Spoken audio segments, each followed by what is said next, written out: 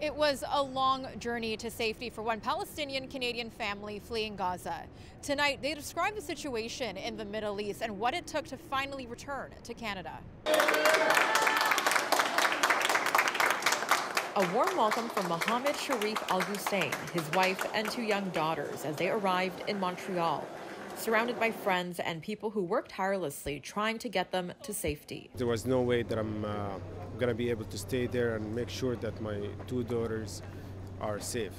There's no safe place in Gaza whatsoever. Mohammed and his family have been living in Gaza for 8 years, moving from Canada to be closer to his parents and sisters.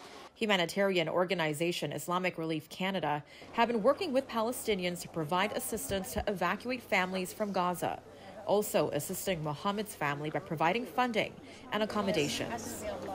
I think about it, there's going to be two little girls that are sleeping safely for the first time tonight, but there's still so much more to be done. There's still so many children that are not sleeping safely and do not have that luxury. Mohammed says the situation in Gaza is worsening day by day. He was an engineer and had several businesses. They, along with his home and the house of his parents, were destroyed by bombing. We don't ask about houses anymore. We don't ask about cars, businesses, nothing. Nothing materialistic has an actual value now. What we ask about at the moment is, are you still alive or not? While Mohammed was able to get his wife and daughters, one of which is diabetic and had required urgent care, to Canada, he was faced with a difficult decision. So I had to choose between saving the life of my daughters and leaving the ones that I love behind.